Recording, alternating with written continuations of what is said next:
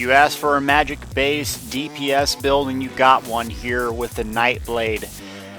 Blade Runner, focused on Veil of Blades ultimate and gathering as much ultimate as possible.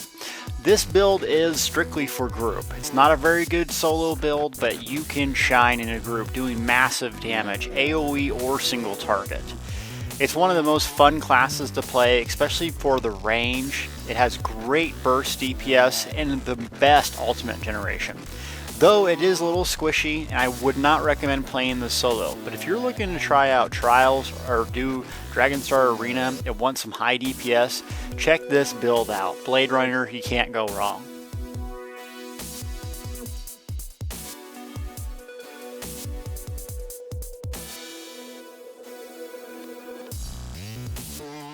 Alright gang, we're in the Rift here, going to talk about skills, and I'm going to kind of nuke a couple things to show you what this build can do.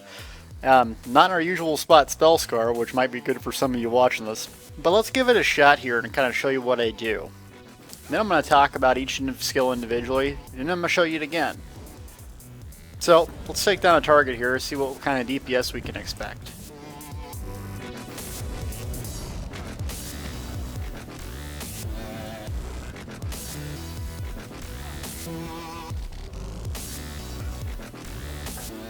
Oh, switching bars. I should have been 7,800, but didn't switch bars in time enough. But as you can see in the bottom of my screen, 693 was my DPS over that span of time. And that's not with any group buffs or anything. So you can expect to get 1,000 DPS or more. Especially if the tank's tanking all the mobs and you really burn them down quick. So let's kind of talk about how I do this, what the bars are for, and each skill, what I use them for. Okay. So for this character, I'm using King Foltest. He is a Nightblade Khajiit. I would change my attributes up, but since I do PvP with stamina-based builds, that's what I have. We'll go over gear and skill and that sort of thing later. So bar 1 is a restoration staff. What I use this bar for is buffing, marking a target, maybe a 1 self-heal, and then a finisher. Also dropping my ultimate. I don't know why it's on bar 1, but this is kind of like my back bar, as you say. First ability up, and Relight. I have that on both bars just so it doesn't go on and off. 20% crit chance, it's just too powerful to pass up, it really is. So unfortunately, if you're using a magic based build, you have to give up 1 slot just for that pretty much. So I don't like it, but it's just too powerful. Second up is Incapacitate. Now, why would I use this? It increases light and heavy attacks by 30% for 20 seconds, so it's a long buff, and then also it increases damage with heavy attacks. Since patch 1.4, Elder Scrolls gave us back magicka on restoration or heavy attacks. So since I'm using 1 or 2 abilities and then doing a heavy attack, weaving them in between, this is really important, can add a lot of DPS. So that's not even at 4 yet, and I need to get that up 1 more, which would be really good. Piercing Mark, now I would take Reaper's Mark over this. The reason I have Piercing Mark is I play PvP, and for this, I just like when people can't go stealth and they get mad at me. So I would definitely go Reaper's Mark because it is a bigger bonus, but still does the same sort of thing. It debuffs the armor and spell resistance of a single target. Now, you don't want to use this soloing or if you're going to expect to take damage. What you do is put this on target the tank's going to take down. So that way you're not going to get hit, because it also decreases your armor resistance too. So if you put this on a target and it turns towards you, you'll get 1 shot, especially if it's a boss. So make sure you're using the right situations. Also, killing a marked target restores a lot of your health. With Reaper's Mark, it restores like 70%. So you can basically mark a target right before it dies and just heal to full. So that's kind of a way I use that too. Fourth ability, Healing Ward. The reason I have Healing Ward on here is there's a little trick. So let's say, you're running out of magic. Let's just do our little impulse spam here. I can get a lot of impulses off before I run out of magic. So if you run out of magic, you can life tap a few times here. So you just keep life tapping. If you go to Healing Ward, you pop Healing Ward, you notice, look at my health. Gets that big huge bubble on it. And once it pops, boom, look at that, full health almost and full magic. So that's kind of a little trick with Healing Ward. Healing Ward is a nice bubble that prevents you from just insta-dying. I could see swapping Healing Springs in here for some more group heals, but that's kind of what I use it for, and it works for me. But ultimately, if you need a little extra healing, I want to go Healing Springs here. Fifth up is Impale. I put this on my back bar just because I can take down targets that are not the boss so easily. I don't need this on my primary bar. So really this is for a burst phase when I need to take down and do a finisher on a boss. This starts at about 25% health, so make sure you're using it then. Don't be using it before 25 health or it's going to hit like a butterfly. But once they get 25% health, swap to that back bar, boom, smash that down and finish a target. And then the mother of all ultimates, Veil Blades. So this is the whole premise of the build, is dropping this ultimate. And I'll explain why it's on my back bar in a second. Look how long it lasts. 17.3 seconds, snares enemies, they take damage, and you and your allies take less damage while you're in that area. The radius is small, it's only 5 meters, so it's not like a Dragon Knight standard where it's a huge radius. But it lasts forever. So sometimes I can get an ultimate up in 20 seconds or so and almost keep this up at all times. Veil Blades, it does a lot of damage. And so that's just really the whole idea of this build. So let's see how we get all that ultimate. Destruction Staff bar. This is bar 2 or bar 1, whatever you want to call it. This is our primary DPS bar. Got the stupid inner light on again because you have to have it. Number 2 is Funnel Health. Funnel Health deals magic damage, and it deals it up front. I thought it was a damage over time, but it's not. So you can literally just spam this over and over and deal about 500 damage every time you cast it. It also heals you and some allies over time. So that's going to generate some ultimate on different ways. It's going to generate it from doing damage, it's going to generate it for healing you, and for healing your allies. That's super powerful, super powerful. So you want to use that and keep that hot up at all times.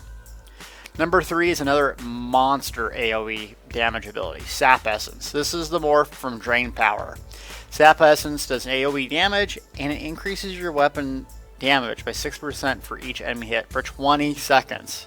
Weapon damage, why did we want that? Destruction Staffs actually scale off of weapon damage, not spell damage. So weapon damage, if you want to hit really hard with your Destruction Staff, you'll need weapon damage, ironically. Also, it heals nearby allies. So think about that. You're doing damage, you're healing yourself and allies, another huge ultimate generation. So, hypothetically, what you want to do is funnel health at a distance, get close with the Sap Essence, and then Fire Ring, or the impulse spam that everyone loves to do. Deals flame damage and applies a dot over time, and can also burn them. So that's another way to generate ultimate, doing damage up front and also the dot over time. So these 3 abilities generate so much ultimate here. So you want to come in with the funnel health, Sap Essence to get your weapon damage up, and then hit a couple Fire Rings. Lastly, we have Spell Symmetry. I like this on bar 1 because I do run out of magic quite a bit, and if I'm playing with the group, which this build is really designed to do, I can tap here and there and then get my magic back up. Plus, the Mages Guild passives really fit well with casters, and so if I have 2 Mages Guild abilities on my bar, I get a lot of magic in return. Lastly, Soul Harvest. Why would I use this over Flawless Dawnbreaker? Because passively increases ultimate recharge from successful kills. When playing Dragonstar Arena, any dungeon, almost every boss, every encounter has ads, or little guys that come out. So there's almost no encounter in the game where you're not killing ads, and this will increase that ultimate generation and get that ultimate up all the time. Plus, by itself, it's actually not a bad ability. It's really low ultimate cost, and it's a heal debuff, which there's very few in the game. I've been out of magic, stamina, almost out of health, and I had nothing else to do, and I clicked this, and I survived. So it's kind of like an oh crap button if you run out of everything and it's the last resort. But really, it's slotted there to get that ultimate up. So you're going to come in, Funnel Health, Sap Essence, Fire Ring, and then once your ultimate's up 200, you'll see that. I think FTC is the one that counts that ultimate. You'll swap back here, do this. So let's try it again and kind of walk through it again. I'm on the restoration bar to start. I'm going to buff myself to get those heavy attacks up with Incapacitate. Then I'm going to mark the target. Swap to Destruction Staff. I charge up a heavy, rip that out, funnel health, charge up another heavy. So what did I say? Sap Essence, firing, charging up a heavy, hit him a couple times with a couple funnel healths, and firing, charging up a heavy, close to 25%. Oh, they stunned me. Swap back to here, and guess what? Rip and grip with Impale. Now I didn't use an ultimate, and I still got about 600 DPS. That ultimate alone will generate 200 to 300. So if you're having that ultimate up at all times, you're looking at doing a lot more damage. And that was single target. You throw another ad or two in here, you're going to be doing 1500 damage reliable. So this is really how the skills work out. And I love this build. It's simple, it's effective, and it rips people apart.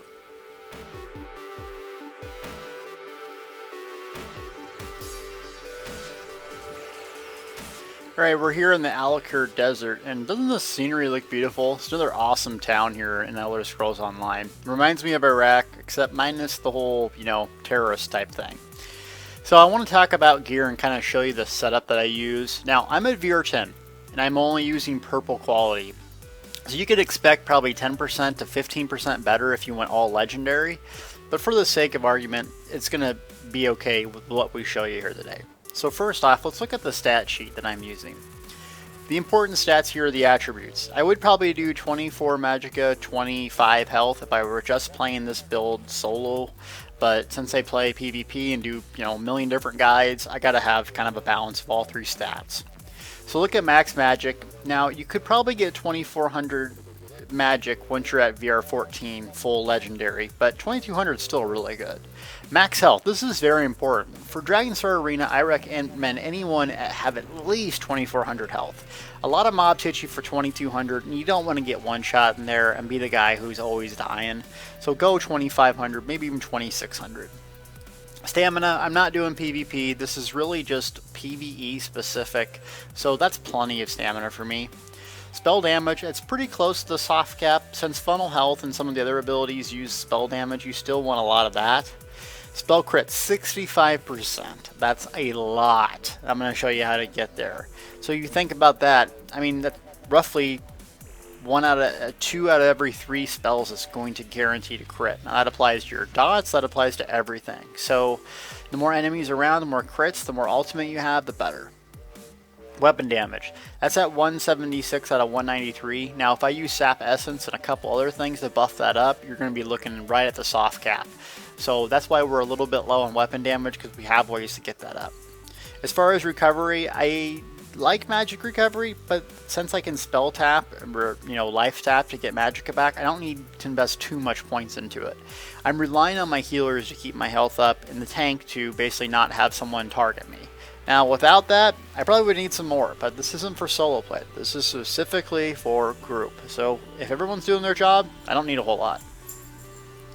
Some of these active effects, I got the Thief. I took that just because it's just so much crit that you can't just pass it up. So with that Mundostone, I really like that. I eat tri-stat food, so that's how all these stats are applied. Let's talk about bonuses here, and that's sort of what set I'm using. Interesting here, I'm using a 4 and a 5 piece for Twilight's Embrace. So right now it's a 4 piece with my Destruction Staff equipped. If I swap to bar 1, it's a 5 piece. So I like it because the 4 piece is great for the health, spell crit, and spell damage that I need on my Destruction Staff ability and using funnel health. So that's great. But when I swap to bar for my Restoration Staff and the healing, I get an additional 10%.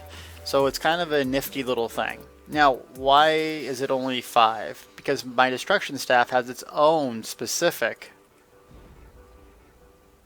set, and that is the Wraith of the Imperium, or the spell critical one. This is a PvP set. I went to the VR10 route. Now it takes about 33k AP for each piece, looking at 3 pieces, so 100,000 or so AP to get these. So, it's going to take a little bit of time, but it's definitely worth it. 10%, I mean, that's just huge. So I go with that. So that's the 2 sets that I use. The third one here is Willow's Path. Just a decent amount of magic and spell crit. Nothing too fancy, but it really is effective. Now, I use divines on the small pieces, so belt, shoulders, gloves, boots, and then infuse on the big pieces, chest, head, legs.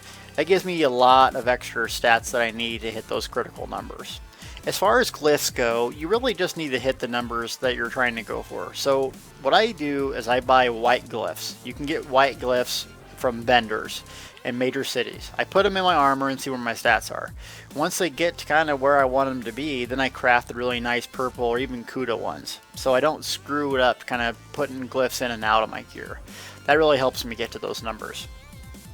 And as far as jewelry goes, you can re-enchant this stuff, the Dominion set, so I want weapon damage on all 3 of my jewelry, and then the healthy bonus to get really high health. I really like that, just because I don't want to get one shot doing Dragonstar. And then I have the Mana Marco costume, because without it I just look stupid, so I like doing this. Now, by default here, I've done almost every single dungeon in the game, and had really good success, except Crypto Hearts is what I'm still doing. So I've done plenty of speed runs with this thing, you know, just nuke plenty of stuff with or without a tank, doesn't matter. So I'm getting close to the speed runs, and it's just really effective. Yeah, so I only have a couple more speed runs. Crypto Hearts speed run will be a little bit difficult, but other than that, I'm really close to my Necrotic Orb, and this thing works well in 4-man dungeons and then also Dragonstar. Will it work in Trials? Yes, it will. You might want to swap out an ability or two. Funnel Health you may want to swap out for Crushing Shock, just so you have a ranged interrupt. Other than that, this set is ready to go. So, thanks for watching this build. I hope you enjoyed it. It's not too complicated. It's really fun, but don't play it solo or you're going to have a lot of tough times like I do. Play it in a group with a 4-man team that everyone knows their job and role, and you will destroy stuff. Thanks for watching as always. Leave me a comment and feel free to subscribe.